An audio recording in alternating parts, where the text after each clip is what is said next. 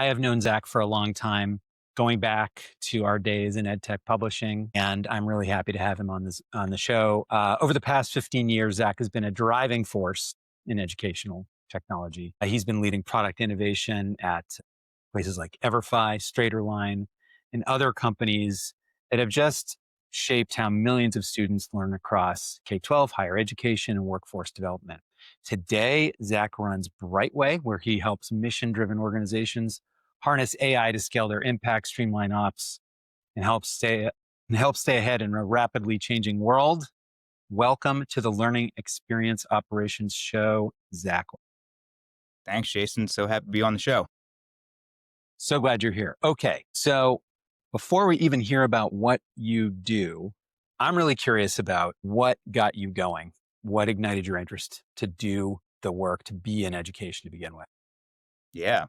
Um, I mean, it really goes back, I think, to my childhood. My grandfather was a counselor in the Philadelphia schools, and I would hear stories about that growing up. I had a lot of other family members in education. And when I was leaving college and thinking about what I wanted to do, I kind of knew that education was a space that I wanted to be in. Didn't know what I wanted to do within it or how I wanted to really uh, make my mark there. But I started in a program, City Year, which is an AmeriCorps program at the time, and we did tutoring and mentoring and volunteering within schools. And I was in a school in North Philadelphia where I had the privilege of really seeing firsthand just how technology at that point was starting to really make an impact in the classroom, in instruction, and in pedagogy. I was in a special education classroom, seventh grade class, and it was one of the few classrooms actually that had access to technology, had access to computers, which is a whole different story. This is a low moderate income school in a low moderate income community. Since then, obviously, more and more schools have gotten access to technology, but at the time, I was in one of the pioneering classrooms, which was an incredible experience because I saw firsthand at that point just how well designed programs, how well designed curriculum, how well designed instruction could really up level students that came in really struggling. And I got to see just how technology could be used in pairing with great teaching to really individualize learning. So that kind of, got me really interested in pursuing just this intersection of technology and education. You grew up as a tinkerer and as someone that really loved kind of experimenting and, being a first adopter of the new tools and seeing what I could do with them, and combine that with my love for education. That brought me to the Harvard School of Education, where I focused in technology, innovation, education, got really kind of the hands-on, how do you actually build? Also, how do you design and think about the actual science behind teaching and learning? So great program, catapulted me to where you and I met at 6 Yard Marbles, where I was, jack of all trades, did a lot of everything, not nearly as well as you did anything, but I was project managing and doing learning design and operations from soup to nuts.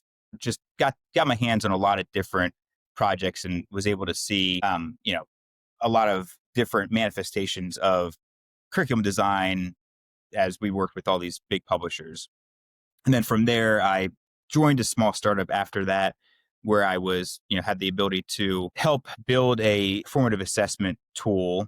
This was in 2010 or so, when mobile technology was first kind of coming onto the scene in classrooms. And we had a quick polling formative assessment tool, so called Socrative, which was able to be used and scaled into some 60,000 classrooms across the country. And yeah, from there, and just a long story, I realized, but it gets me to where I am here. So from Socrative, I joined Everfi, and there I really was able to, had the privilege of working on these programs that taught students about the critical skills that you just don't get covered in many classrooms: social emotional learning, financial literacy, digital wellness, very timely topics at the time and still are. And, I was able to really see just how, when a program is well designed and when you really focus on the areas that students just don't get in their day to day, you can really spark excitement and interest that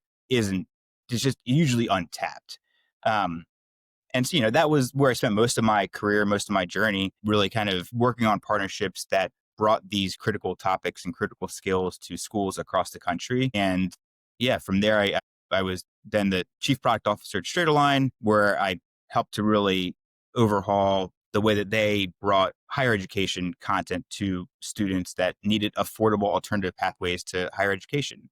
So, the arc of my career has really been in education and technology in that intersection, and really in the kind of finding the force multiplying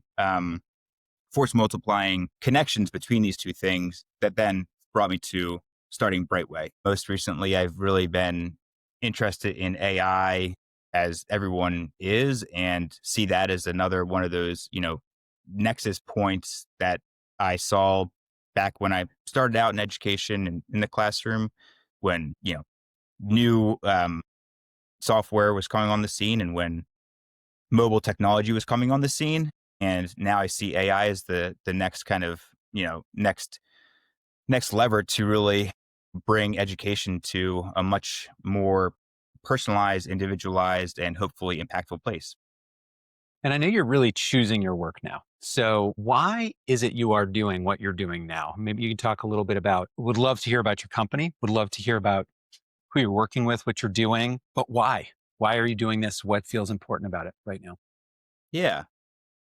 So I think everyone at this point more or less recognizes that AI is both here to stay, and is there's a lot of potential for what it can do, both good and bad. Where I think companies and people are still struggling is just how to do that. Like, how do you use AI effectively? How do you use it to really make better products, make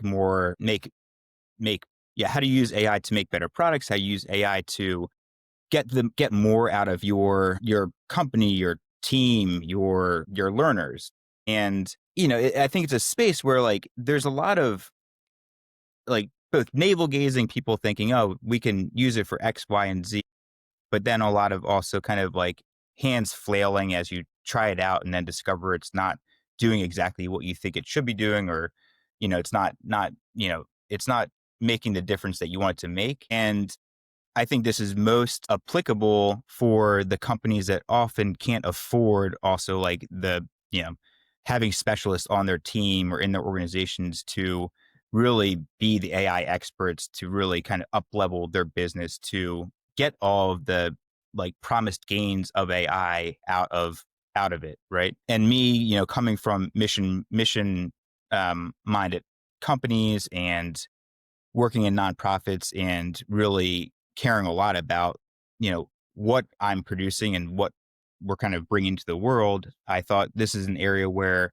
I could add some fuel to companies that really need it, right? That are struggling with how to really implement AI in a way that's going to be meaningful and helpful and effective for them.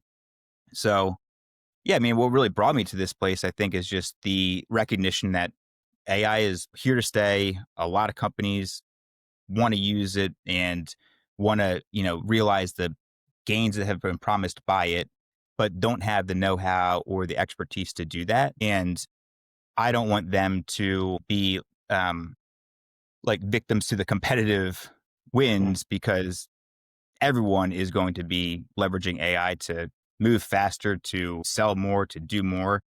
The companies that are going to struggle here are also the ones that need more than any other to know how to implement AI effectively.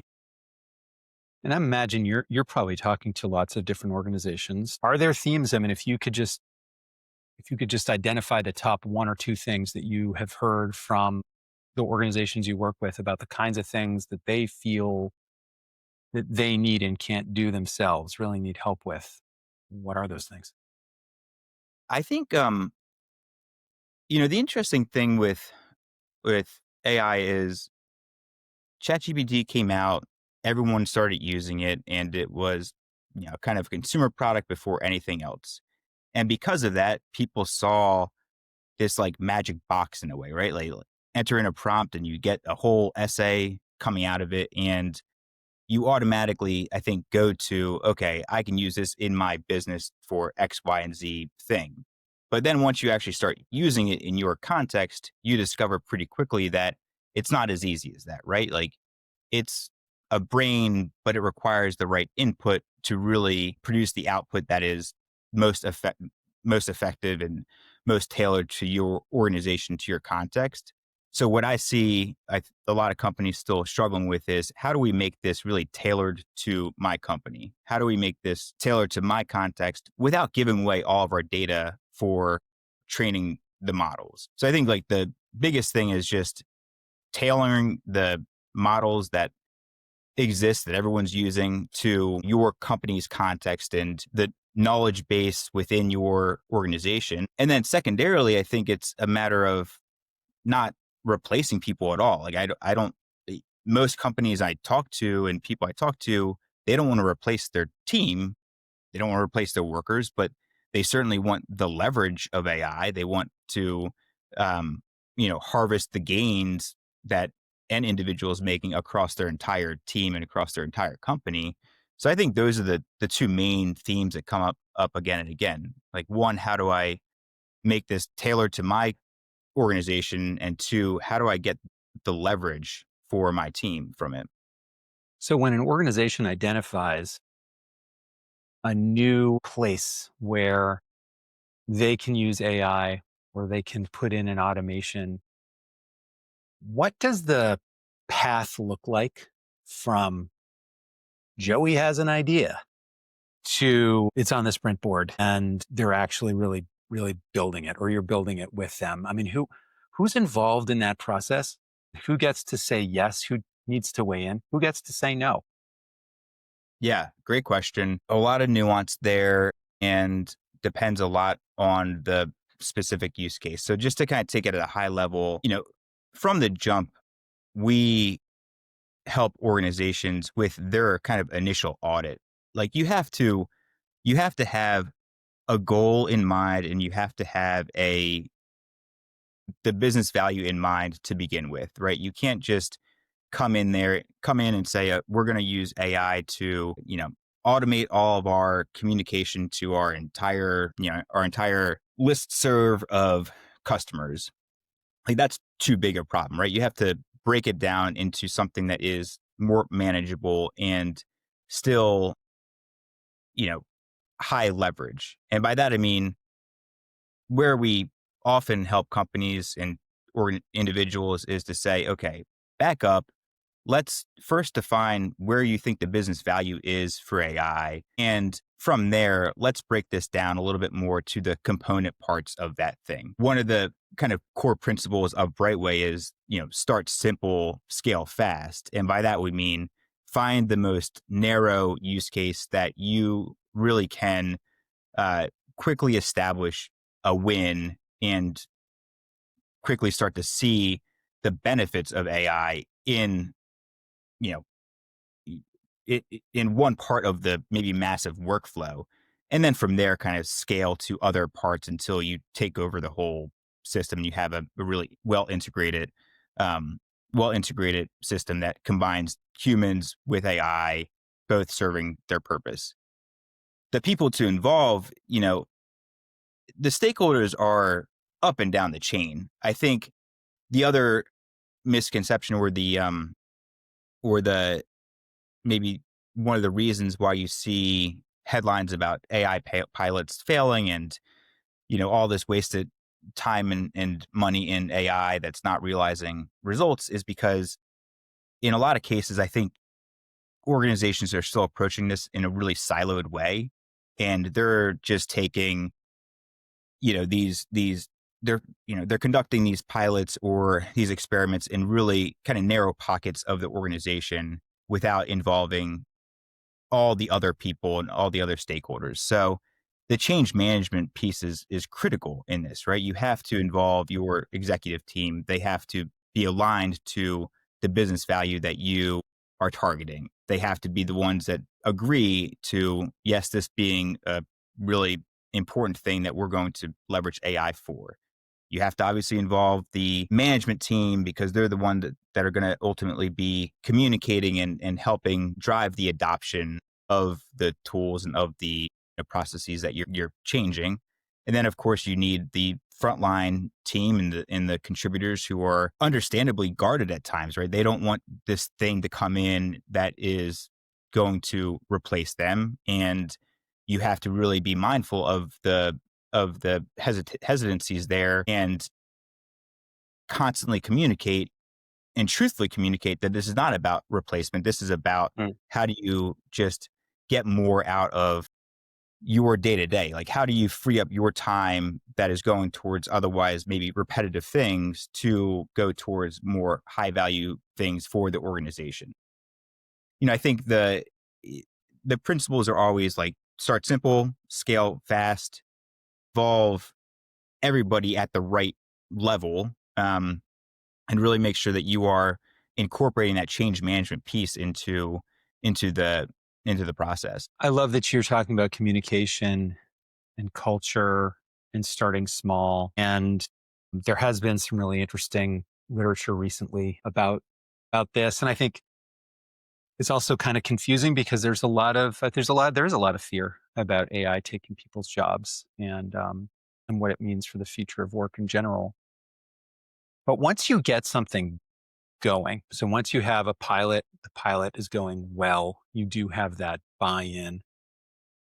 How does a pilot graduate into a durable workflow that just is now part of the organization going forward? This is going to sound intuitive and obvious, but it's really one step at a time, right? I think the critical thing is, let's imagine a content production workflow, and the steps throughout that are going to be the research behind the research of the topics that you want to produce content for, the defining of the objectives, the scoping and sequence of all those topics and lessons from start to finish, then the actual content production, the reviews, the handoffs from one person to the next. So that could be a 20 step workflow that you could map out. And really, where what I kind of remind people always is let's start with just like a sliver of this workflow, the thing that is the most repetitive and the least valuable piece of it that we can offload to the technology. And once you have that in place, like let's not just set it and forget it. Let's actually benchmark what things look like before and what things look like after. And let's continue to incorporate our technology and integrate the AI at this step until we feel we're at a place that it is fully on, right? We're only using AI for this thing that we said we would only use AI for. And then from there, you can look back at that process from start to finish and identify the other nodes along it where there's another opportunity for AI to kind of help speed things up, make things more efficient, take some of the responsibility off of the team that could go towards higher value work. So this is interesting. I think there's a little bit of a trade-off that's kind of embedded in your answer there. So on the one hand, there's time savings of AI. On the other hand, you are introducing into your organization, as I understand if I understand what you're saying correctly, you are introducing a new stream of work, which is maintaining the system that you've built, Yeah. right? And continuing to evolve it.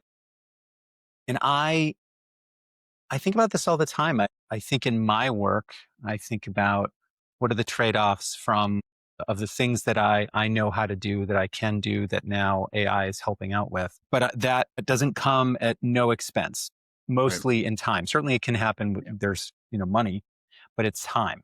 The time to keep up with what's possible in the tools, to maintain the tools, to make sure that they're operating at the level of quality that you want them to. What are the trade-offs that you see? I mean, how do you advise your clients about how to manage those trade-offs and to anticipate that there are trade-offs? It's not just like Yeah. sprinkling fairy dust Right. over the problem. The problem disappears. It's just Yeah. now the work is a little different, hopefully more efficient, but different. Yeah. I mean, I think the main thing is the work is different, right? I think Hmm. the thing that we all have to kind of come to terms with and that is still like shaking out is just how different is the work going to be, right? So for anyone that I'm working with, I do come in here for anyone I'm working with, I do come with the expectation that they're willing to change the roles a bit, right? They're willing Yeah. to adapt to the technology because if you're not, then you're just trying to plug like a new light bulb in an old grid. Mm. There needs to be a fundamental rethinking of how work gets done and what roles people have in this equation.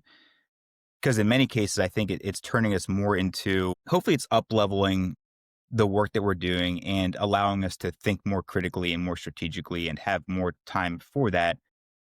But then the other side of that is then you also have to be a really great like editor and manager and delegator of the AI. Hmm. And you're not going to be working in the same way that you were working 5 years ago. You have to kind of rethink for yourself a little bit as an individual and then, as an organization, like what are the roles that I need right now for this new landscape? So, I think the trade-off is you're right, it's kind of embedded in the technology and it's for every organization to kind of think of for themselves in like the dynamics that they're in. Hmm. How do you adapt your workforce for a world that is now moving so quickly, right? That, every day a new tool comes out that can do something that couldn't be done yesterday. Yeah. And you need people that can stay on top of that and know how to bring that into your organization. That could be its own role, right? And that's a role that didn't exist 2 years ago or even 6 months ago. I Yeah. think it's like the trade-offs are going to keep coming faster and faster, honestly. The organizations that do well, that thrive, are going to be the ones that are resilient, that are adaptable, that lean into that change instead of trying to hold out against it.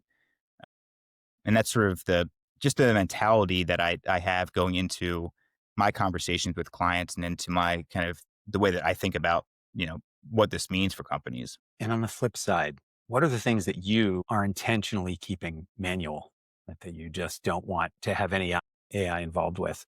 What are the things that maybe your clients have come to you with and with ideas of things that they want to do where you say, maybe just let the humans keep doing that for now? Yeah, I think the strategy piece.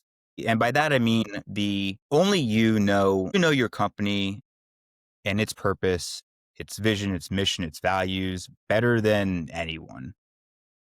I know Brightways better than anyone. Certainly know it better than AI. What I'm not going to delegate to AI, to Claude, to GPT is, you know, help me think through the 5-year strategy for Brightway and how I navigate this space and how I think about where my value prop is. That's something I feel like you could delegate that to AI certainly, but that's something I think you need to internalize for yourself. So I'd say like the distinction I draw, I guess, or the like first principle I use is what do I really need to internalize and think Mm. critically for myself about in order to have a really strong point of view perspective on this so that when and if I do engage AI in some of the component pieces of it, right? If I engage AI to help me come up with like a brand strategy, I need to have a really strong idea about what my brand is about and Mhm. you know, what my organization's about. That's great. It leads me to a question that I had for you about strategy. For me, I feel like my crystal ball is broken. I have a really hard time thinking about what my job will be like in 3 years. It just feels like may as well be 100 years, right? It feels so far away. But when you think about AI strategy or product strategy for a client organization, somebody that you work with, what's something that many or most organizations should be building now, should be thinking about right now to avoid really being left behind in 2 to 3 years? Yeah. Trying to think of how to frame this, but here's something I struggle with right now that I'm thinking about, like, how do I do this better? Which could give some perspective into what I think is going to be important for companies. And that is just the how do you stay on top of everything, Mm, right? At the end of the day, there's only like three big players in AI. There's OpenAI, Google, Meta, maybe a little bit of X, give or take, Anthropic. Everything is built on top of those models. mhm. But there's 30 plus thousand tools that have been built on top of those models in the Yeah, past 2.5 years, right? yeah.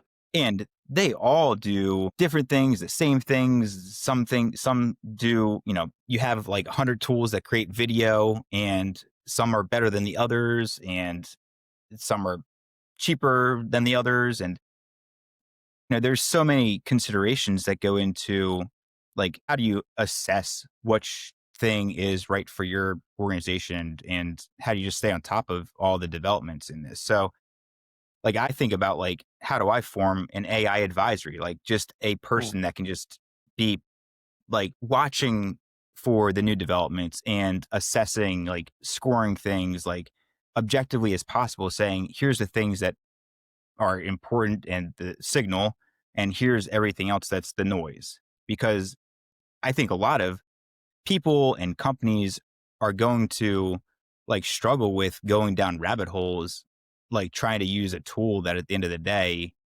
doesn't bear out its promises. So I think in the old model where you have just like a few big SaaS companies that do everything, you're now going to have thousands of companies that do very specific things.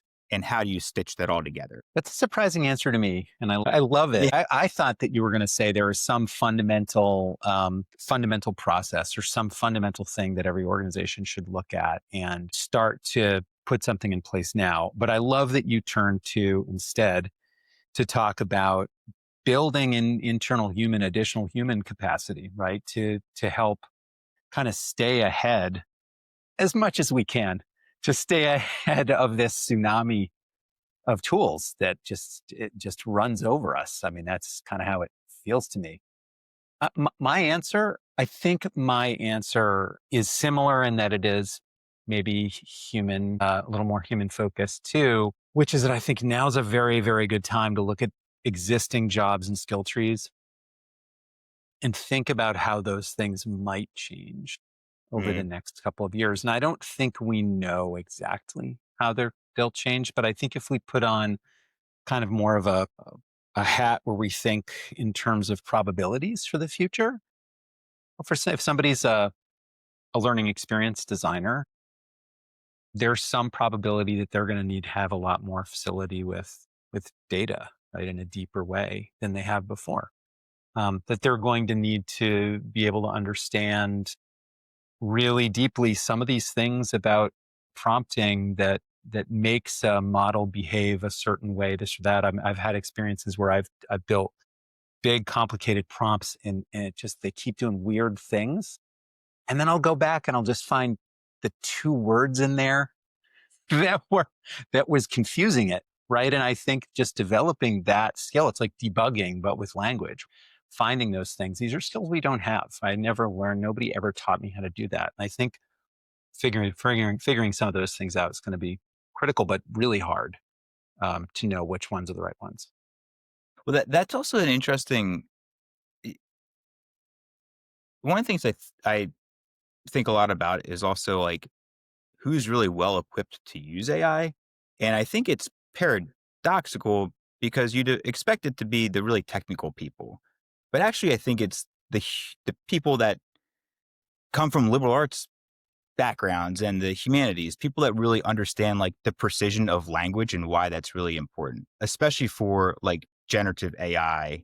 We're not talking about agentic AI and like building automations, but when it comes to prompting and getting content from an LLM that is somewhat within the bounds of what you were envisioning, the people that are going to be really good at that are the people that read a lot, that write a lot that actually are really really strong with language. The output is only as good as the input. Yeah. I'm feeling better and better these days about my English literature Yeah, major. exactly. That's right. Yeah. We were all taught told that my philosophy degree wasn't going to pan out to Right. anything, but Now, there you go. useless. Yeah, here Yeah. we are. All right. I feel like that we've showed them. Yeah. I have a thing that I do at the end of these conversations where I ask people one question that they want the next guest to answer. Let me get your question. Let me see if you have a question. What is a question you just want to ask an interesting person? Actually, I can tell you the next person I'm going to talk to is an entrepreneur. He teaches entrepreneurship. Would be a question you'd want for that person. Trying to think of an answer to a question I need answered from an entrepreneur professor, which are plenty. I guess just generally, how do we see startup culture and wh- what's different? What different skills or mindset does it take to be a successful entrepreneur now than it did 10, 15 years ago? That's great. Terrific.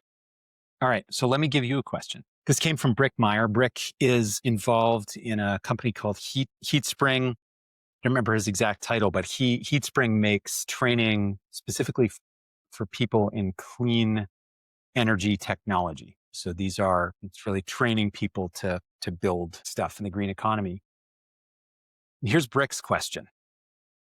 Looking beyond the current AI hype, when will we know that student learning has fundamentally changed because of AI? And what might be evidence of that change?